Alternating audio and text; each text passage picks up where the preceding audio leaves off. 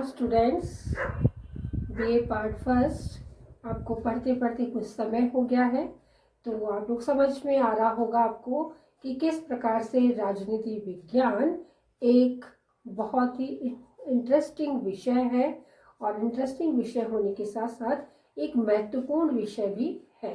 ये हम लोग लगातार जो पढ़ रहे हैं, तो जिस प्रकार से हमने पढ़ा कि राजनीति विज्ञान क्या है, उसका अर्थ क्या है, उसका क्षेत्र क्या है, उसकी प्रकृति क्या है, इन सब चीज़ों को हम लोग पढ़ चुके हैं। उसके बाद मैंने थोड़ा सा आपको उन विशिष्ट शब्दों से आपका परिचय कराया था जो राजनीति विज्ञान में बार बार प्रयुक्त होते हैं।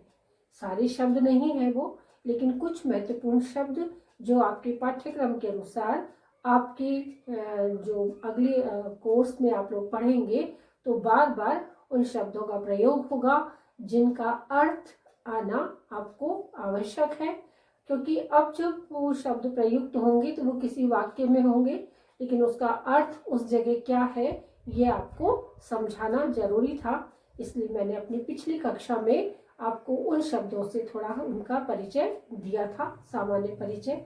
वैसे प्रत्येक शब्द जो है वो अपने आप में काफ़ी जटिलताएं और गहनता लिए हुए हैं, फिर भी सामान्य अर्थों में छोटे या संक्षिप्त रूप में उसे समझाने का प्रयास मैंने किया था। तो आज हम अपना दूसरा टॉपिक शुरू कर रहे हैं, आपका लेसन नंबर 2, जिसका नाम है व्यवस्थापिका। व्यवस्थापिका क्या होती है, इसे समझने के लिए हमें थोड़ा सा इस बात पर जोर देना पड़ेगा कि व्यवस्थापिका क्या है, कहाँ से ये आई और किसका ये महत्वपूर्ण अंग है। तो उसका सामान्य सा उत्तर है कि सरकार, जो नाम हम सुनते हैं बार बार में, सरकार ने ऐसा कहा है, सरकार ऐसा करती है, सरकार ही भ्रष्ट है या सरकार ही उत्कृष्ट कार्य करती है, यानी कि सरकार सरकार सरकार शब्द का बार बार प्रयोग हमें ये समझाने का प्रयास करता है कि राजनीति विज्ञान में, जैसा हमने पढ़ा प्रथम अध्याय में, कि सरकार बहुत ही महत्वपूर्ण रोल में रहती है। तो ये महत्वपूर्ण रोल जो है सरकार का, वो उसके 3 अंगों के माध्यम से पूर्ण होता है। कि सरकार क्या है, एक अमूर्त संस्था है, राज्य क्या है, एक अमूर्त संस्था है, और उसका मूर्त रूप हम सरकार के रूप में देखते हैं। ये हम पिछले अध्याय में पढ़ चुके हैं। तो अब हम सरकार की बात को थोड़ा सा आगे बढ़ाते हैं कि जिस सरकार का नाम आपने सुना, उस सरकार के 3 प्रमुख भाग होते हैं। सरकार के 3 प्रमुख भाग होते हैं और वो है व्यवस्थापिका, कार्यपालिका और न्यायपालिका। तो व्यवस्थापिका का संबंध व्यवस्थाओं से है, यानी कि कानून निर्माण से होता है।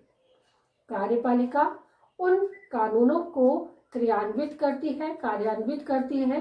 जब तक कानून पेपर में है, जब तक कानून पेपर में है तब तक वो पेपर वर्क ही रहेगा।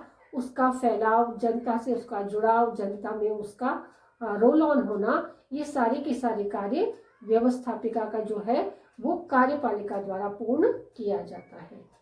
और न्यायपालिका जो है, जैसा कि इसके नाम से जाहिर है कि ये न्याय दिलाने का कार्य करती है। और वो न्याय कौन सा न्याय होता है?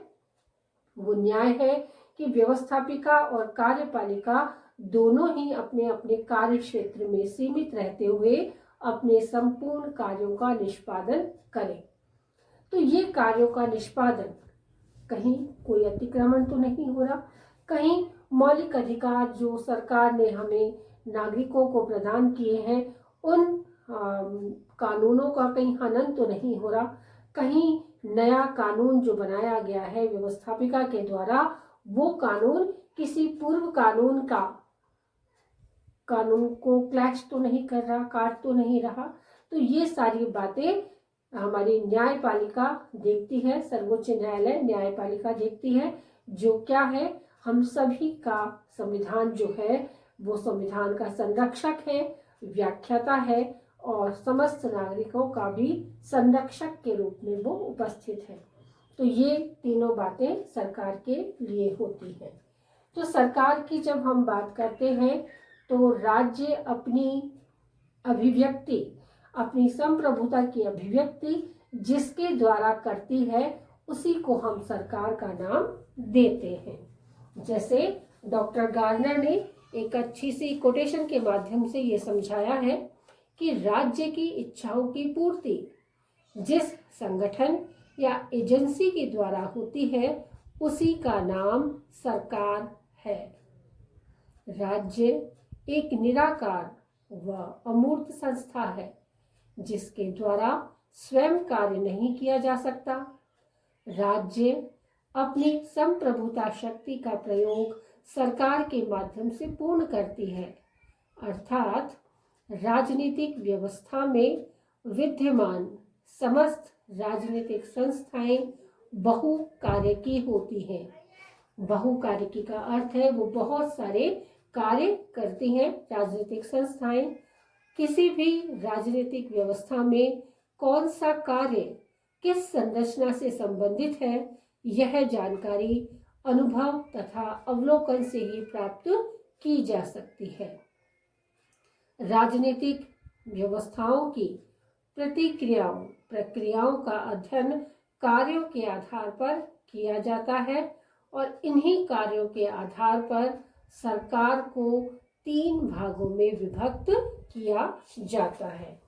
और सरकार के लिए 3 भाग कौन कौन से हैं? नंबर 1 है नियम निर्णय, कि नियम बनाए जाते हैं, निर्णय लिए जाते हैं, वो सरकार का प्रथम भाग है। नंबर 2 नियम प्रयुक्त, कि जो निर्णय लिए गए, जो नियम बनाए गए उनको प्रयुक्त किस रूप में किया गया है, मतलब किस रूप में वो कार्य कर रहे हैं, उसकी कार्यशैली क्या है। और तीसरा है नियम अधिनिर्णय, यदि नियम बनाए गए हैं और परिस्थितियां बदल चुकी हैं तो उन नियमों में संशोधन होना आवश्यक है और इसी संशोधन को हमारी सर्वोच्च न्यायालय या न्यायपालिका द्वारा नियम अधिनिर्णय की व्यवस्था जो है वो संसद करती है और संसद के बाद न्यायपालिका उसकी पुनः जांच करती है। तो इस तरीके से ये 3 जो भाग है सरकार के, इन्हीं भागों को नियम निर्णय को व्यवस्थापिका कहा जाता है, नियम प्रयुक्त को कार्यपालिका कहा जाता है और नियम अधिनिर्णय को न्यायपालिका कहा जा सकता है। तो इस तरीके से हम देख सकते हैं कि राजनीति विज्ञान की जो सरकार है, सरकार के ये तीनों प्रमुख अंग किस रूप से अपने कार्य को पूर्ण करते हैं।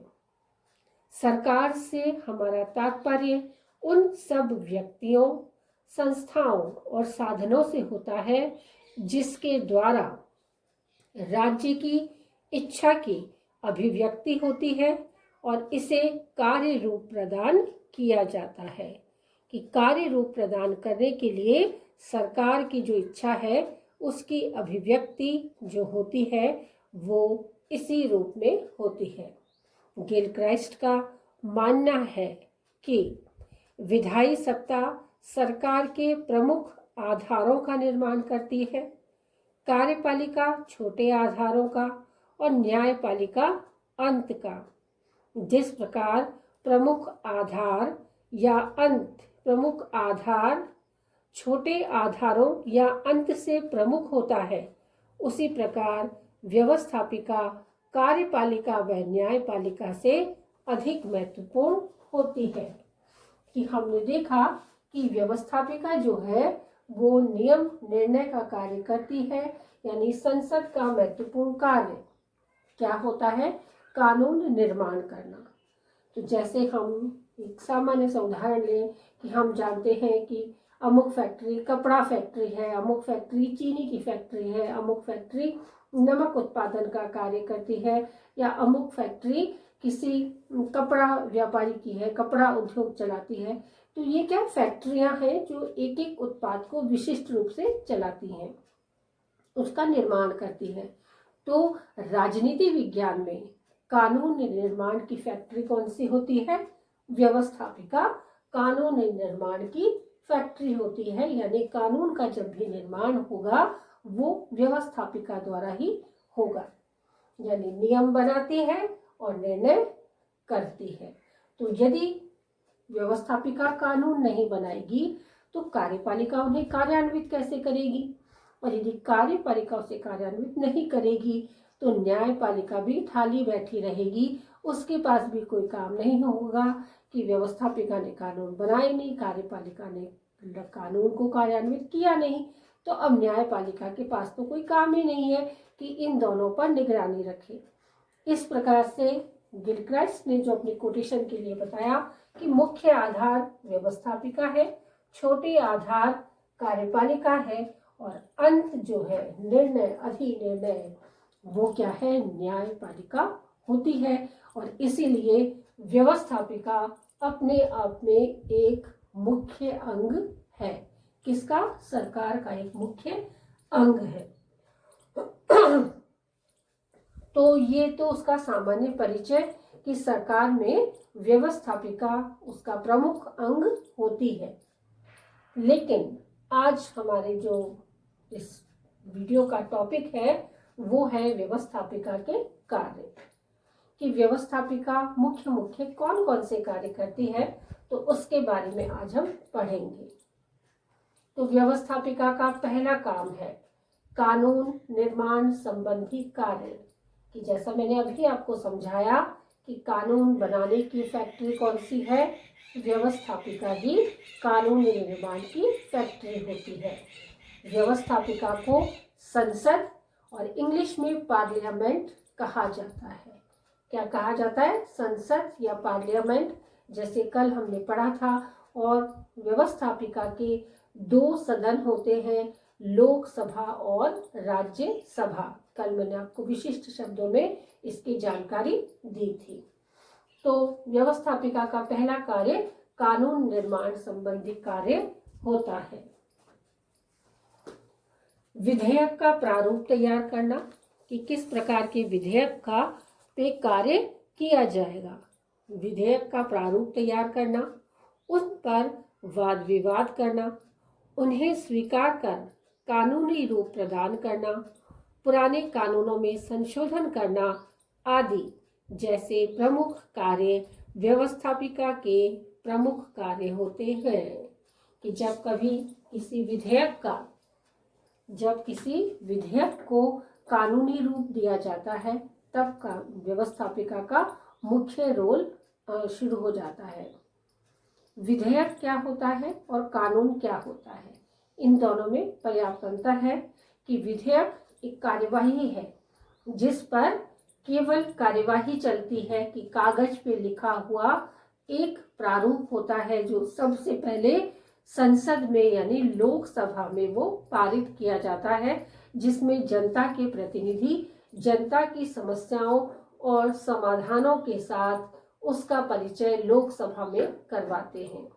वहीं पर पर्याप्त वाद विवाद होता है और वाद विवाद के बाद जो भी निष्कर्ष आता है वो यदि 2/3 बहुमत से वो विधेयक पारित हो जाता है तो वो राज्यसभा में भेज दिया जाता है।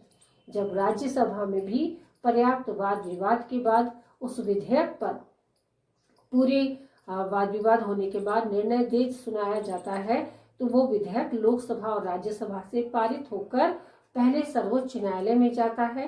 प्रधानमंत्री की निगरानी में ये समस्त कार्य होते हैं। सर्वोच्च न्यायालय पुनः न्यायिक पुनरावलोकन की प्रक्रिया को दोहराता है, पढ़ता है, जांच करता है और जांच के बाद अंतिम हस्ताक्षर के लिए या अंतिम स्वीकृति के लिए वो राष्ट्रपति के पास जाता है और राष्ट्रपति जब उस पर स्वीकृति मोहर लगा देता है तो वो विधेयक अब कानून का रूप धारण कर लेता है। तो वो कानून निर्माण संबंधी कार्य व्यवस्थापिका के द्वारा ही पूर्ण होता है। दूसरा है संविधान संशोधन का कार्य। संविधान जो बन चुका था 1950 में लागू हो गया था, जनवरी 1950 में, हम सभी को ज्ञात है। और इसे बनने में भी काफ़ी समय लगा था। 2 साल 11 महीने और कुछ सप्ताह जो इसमें लगे थे, और उस कानून का प्रारूप तैयार करने में यदि कोई भूल हो चुकी और अब व्यवस्थापिका उसे सुधारना चाहती है, या फिर पहले जो कानून चल रहा था परिस्थितियां बदलने से अब उस कानून की कोई महत्वता रही नहीं और अब एक नवीन कानून की आवश्यकता को महसूस किया जा रहा है, तो ऐसे समय में संवैधानिक संशोधन का कार्य भी व्यवस्थापिका के द्वारा ही पूर्ण किया जाता है। व्यवस्थापिका विभिन्न गहन प्रक्रियाओं द्वारा संविधान में संशोधन का कार्य करती है, जिसमें संप्रभुता का पूर्ण प्रतिनिधित्व होता है तथा जन इच्छाओं में बाधक बनने वाले तत्वों को संशोधित किया जाता है। सरकार की नीतियां, उनके प्रस्तावों का विश्लेषण करना, उनकी आलोचना करना, उन्हें स्वीकार या अस्वीकार करना आदि समस्त कार्य राजनीतिक विशेषज्ञों के द्वारा पूर्ण किए जाते हैं। तो इनकी पूर्णता का जो प्रभाव है वो संवैधानिक संशोधन में दिखाई देता है। अगला कार्य है व्यवस्थापिका वित्त संबंधी कार्य। हम जानते हैं कि छोटे से छोटा कार्य हो या बड़े से बड़ा कार्य धन के बिना पूर्ण नहीं हो सकता। तो ये वित्त संबंधी जो समस्त कार्य हैं वो भी व्यवस्थापिका के द्वारा ही पूर्ण होते हैं, क्योंकि समस्त धन, समस्त वित्त संसद के अधीन रहकर ही कार्य करता है। वास्तव में जनता के प्रतिनिधि अर्थात व्यवस्थापिका के सदस्य जनता के धन को अर्थात राष्ट्रीय वित्त को नियंत्रित करते हैं। यह स्वाभाविक है कि व्यवस्थापिका यह निश्चित करती है कि किन किन साधनों से जनता से धन प्राप्त किया जाएगा और उसी धन को किस प्रकार लोक कल्याणकारी कार्यों में खर्च भी किया जाएगा। कि जो राष्ट्रीय वित्त है हमारा, तो वो राष्ट्रीय वित्त किस रूप में जनता के समक्ष कार्य करता है और वह वित्त कहीं उसका दुरुपयोग न हो, कि जनता से वित्त प्राप्त करना यानी कि अलग अलग कर लगाकर सरकार हमसे धन को एकत्रित करने के लिए कहती है व्यवस्थापिका को, और वही होता है राष्ट्रीय वित्त। तो वो राष्ट्रीय वित्त कहीं उसका अनुचित प्रयोग ना हो जाए या किसी दुरुपयोग के कारण उसका नुकसान जनता को भोगना न पड़े, इसलिए उस पर पूर्ण वित्त पर कंट्रोल करती है, नियंत्रण करती है कि किस मद में कितने रुपए किस प्रकार से खर्च किए जाएंगे, किस प्रकार से जनता से लिए जाएंगे और किस प्रकार से लोक कल्याणकारी व्यवस्थाओं में उसे पुनः खर्च किया जाएगा। तो इस प्रकार से जनता का धन जनता पर खर्च करना, जैसे बहुत सारे प्रोजेक्ट्स होते हैं, बिजली का, यातायात का, सड़कों का, पानी का, ये सारे प्रोजेक्ट जो होते हैं वो जनता से आए हुए धन के द्वारा ही पूर्ण किए जाते हैं। अगला पॉइंट है प्रशासन पर नियंत्रण।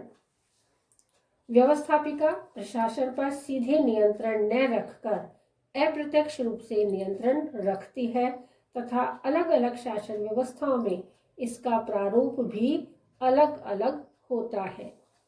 जैसे संसदात्मक शासन व्यवस्था में व्यवस्थापिका कार्यपालिका से प्रश्न पूछकर, पूरक प्रश्न पूछकर, स्थगन प्रस्ताव द्वारा, निंदा प्रस्ताव द्वारा, बजट में कटौती करके आदि नियंत्रण बनाए रखती है तथा अविश्वास प्रस्ताव द्वारा कार्यपालिका के पदाधिकारियों को पद मुक्त करने का भी यह अधिकार रखती है।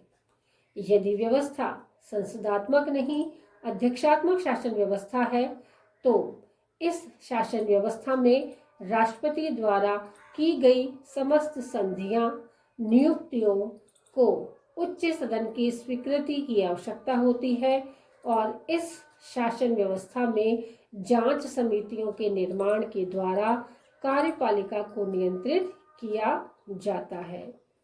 युद्ध व शांतिकाल की घोषणा भी व्यवस्थापिका के द्वारा ही की जाती है। अतः कुछ राजनीतिक विचारक व्यवस्थापिका को मछली पकड़ने वाला जाल कहकर भी पुकारते हैं। तो संसदात्मक शासन व्यवस्था में अलग प्रकार से प्रशासन पर नियंत्रण होता है, जैसे प्रश्न पूछकर, स्थगन प्रस्ताव पारित करके या किसी भी प्रकार के पूरक प्रश्न पूछकर व्यवस्थापिका को नियंत्रित किया जाता है। और अध्यक्षात्मक शासन व्यवस्था में, क्योंकि शासन व्यवस्था राष्ट्रपति के हाथ में होती है, तो राष्ट्रपति की जो भी वो कार्यवाहियां होती हैं उन सबको देखने के लिए व्यवस्थापिका ही उस पर पूर्ण रूप से नियंत्रण रखती है, निगरानी रखती है कि कहीं शासन की व्यवस्थाओं में कोई दुरुपयोग ना हो जाए शक्तियों का, या कोई ऐसी अनहोनी ना हो जाए जिससे राष्ट्रहित पर प्रश्न चिन्ह लग जाए। अगला है परामर्शात्मक या विचारात्मक कार्य। परामर्श का अर्थ परामर्श देना और विचारात्मक का अर्थ कुछ बातें होती हैं गंभीर, जिन पर अग्रिम कार्यवाहियों के लिए विचार किया जाता है। तो इसमें भी व्यवस्थापिका अपना महत्वपूर्ण योगदान देती है। व्यवस्थापिका का अंग्रेजी पर्यायवाची पार्लियामेंट, जो फ्रेंच शब्द से लिया गया है, जिसका अर्थ होता है पर्ल कोर्ट, इससे बना हुआ है व्यवस्थापिका, जिसका उस भाषा में अर्थ होता है विचार के लिए सभा। संसद को फ्रेंच भाषा में पर्ल कोर्ट भी कहा जाता है। और ये कहाँ का कौन सा शब्द है? अंग्रेजी पर्यायवाची पार्लियामेंट जो शब्द है वो फ्रेंच भाषा के शब्द से बना हुआ है। और ये विचार के लिए सभा, व्यवस्थापिका में विभिन्न समुदायों, विभिन्न क्षेत्रों और विभिन्न दृष्टिकोणों के प्रतिनिधि शामिल होते हैं, जिनके बीच स्वतंत्र व विकसित विचार विमर्श होता है। यह लोकमत का दर्पण कहलाता है और इसी के नियमों को निश्चित आधार मिलता है और इसी आधार पर व्यवस्थापिका कार्य करती है।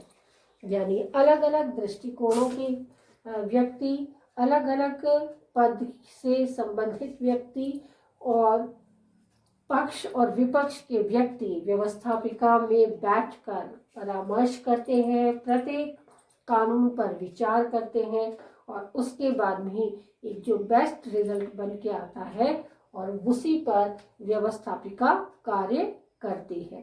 तो इस तरीके से आज हमने 5 मुख्य बिंदुओं के आधार पर व्यवस्थापिका के कार्यों को पढ़ा है।